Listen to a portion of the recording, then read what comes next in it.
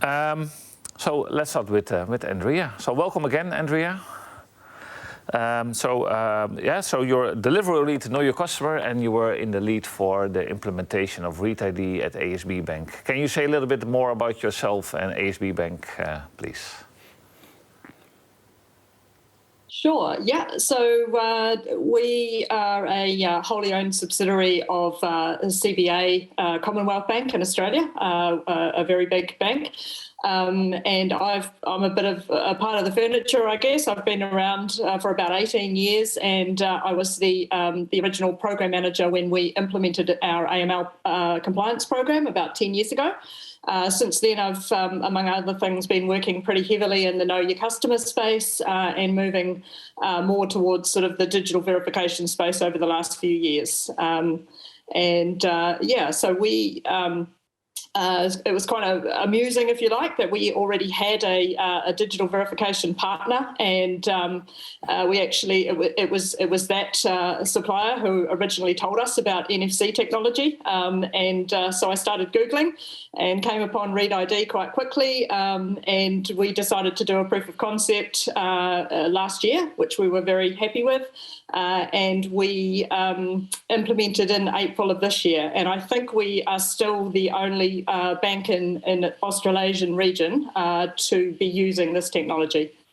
Which is great, and I have to say it was also a pleasure to visit you just before COVID hit, right? If we would have planned this 1 or 2 weeks later, that would have been an issue. I might have still be in New Zealand and never, I might have been forced to become a resident. That's right. I managed to fly out just before the travel restrictions hit us. So I think we have some. So to zoom in a bit on your use case, can you say this a little bit, and can maybe someone show some of the screens that we have that you submitted while you talk us through? How does it work for you guys? What's the end user perspective on the service that you implemented? Sure. So at this stage, we've been going for about 6 months now. We have just implemented it for identity verification for those customers who commence their onboarding process with us on our website. But we're in the middle of now continuing to roll it out to basically be able to use for all of our customers, existing customers, related parties, anybody at all that needs to identity verify with us. And we have about 1 million customers that we've identified on our back book that we are going to need to bring up to speed over the next couple of years. So it forms a big part of that program of work as well. Okay, good.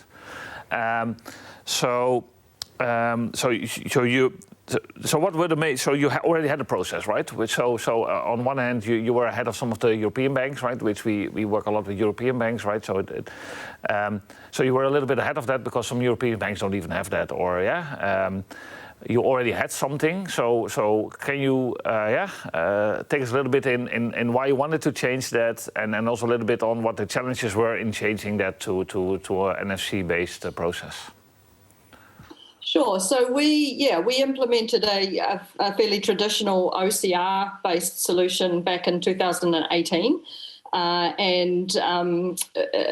To be honest, right from the beginning, we were fairly disappointed with the conversion rates on that solution. There were quite a number of reasons for that. One was we do have quite a specific requirement under the New Zealand legislation for AML that in addition to having the document, a photocopy of the document, doing the biometric match on the customer, and doing a government check against the government source of that document, that we also had to have a secondary independent electronic verification of that customer's identity. And with so many sort of new to country customers that were onboarding with us, and obviously often young customers that didn't have a digital footprint, things like that, we often weren't able to get that second electronic verification.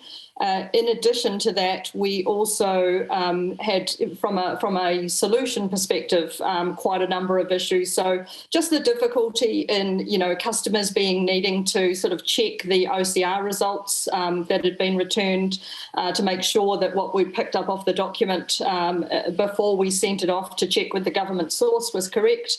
And also we ended up with quite a lot of false negatives on the document authenticity. So, thinking that a New Zealand driver's licence was a fake when it wasn't. It just wasn't a really seamless user experience. And we really, didn't manage to have a high percentage of customers that we were able to digitally verify without needing to visit a branch. Yeah. If I paraphrase this a little bit, it's so NFC brings more security, but in the end, you didn't have a security problem. You had a conversion problem and a data quality problem. To kind of meet, at least get near to the security requirements or the compliance requirements you had, right? And so it's like an indirect benefit of the security that you can make the customer journey much smaller and much more, let's say predictable simpler. and simpler, and thereby having removing the problem. So because if it's a sensitive question, you skip it. But did you have a fraud problem? Was there people getting through? Funnily enough, probably not, because we were also doing 100%, and obviously we don't necessarily know that, but we were doing 100% manual checks on that as well. So it was fairly resource intensive, and we were being very cautious and conservative. So certainly the introduction of an NFC solution that is just so much higher quality in terms of being confident in that identity verification makes a big difference. So, of course, you don't know what you don't know, right? So there might be a lot of, but I'm assuming if there was a significant fraud problem, you would have noticed it by now, right? So if it was running for a couple of years, right? It tends to, people tend to at some point in time, it becomes clear that it's a fraudulent, there was some fraud in the identity verification step. Okay, so now you're done and there's nothing else to do, or are there more things that you're planning to do around this area? Yeah, so as I mentioned, we are in the process of rolling it out much more widely. Our new to bank sort of onboarding process represents about 50% of about 25% overall of our sort of total customer population of customers that need to be verified pretty much each year. So we're in the process of doing that. We are also having a look at I think it's okay to say, your latest version of your SDK, which now also does include a visual document capture to look at the possibility of bringing back in a driver's license journey as well, to enable us to sort of support those customers who don't have an electronic passport. We will very, very strongly be obviously pushing towards that being the primary journey, passport, Egypt, because it's such a fantastic user experience and just so simple for the customer. We are supporting over 130 passports from different countries. So we've been a little bit impacted by COVID, obviously, that our rates at the moment are not quite what we had anticipated for two reasons. One, because we aren't getting the immigrants, obviously our border is completely closed, basically. So we're not getting those new to country. But secondly, we also, unfortunately, are in a situation where about 10% of our New Zealand population haven't renewed their passports at the moment because of the border lockdown. And so we're working with the regulators at the moment. We don't currently have permission to be able to accept an expired passport, but working to try and do that as soon as we can.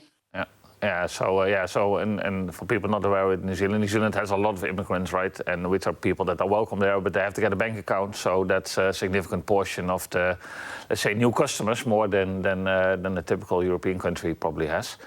And the COVID thing. So that's we have had that discussion with banks, but also government organizations all over the world, right? So it's people tend to not want to. They either forget because they don't travel, or they don't want to travel, right? Some people just cannot extend their passports, or they don't want to, and that's causing problems in these type of processes. But by the way, also in just logistics of governments, right? When people do travel, they suddenly all at the same time want to extend their passport. So some customers of ours then allow a certain extended period, right? A grace period for expired document. But that's in a highly regulated business, that's not a decision you can make on your own. You have to discuss that with the regulators, and that's just fact of life, right? Nothing anyone on this virtual table can do about that. Apart from making a case that it might not be bad if a document is half a year old, expired. That doesn't necessarily decrease the security of the document, in my view. But anyway, so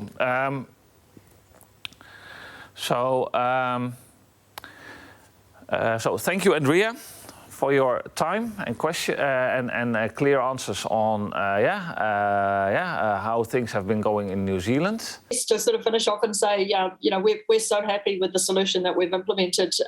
We had a fair bit of pain with our previous solution, and I think the expertise that ReadID were able to demonstrate with the work that they've done, particularly with the Home Office in the UK, we were able to get a proof of concept up and running really quickly, and also implement very quickly, and that's just been amazing for us. Thank you very much for those kind words, and we never waited for any government or new regulation for this, right? We just did it.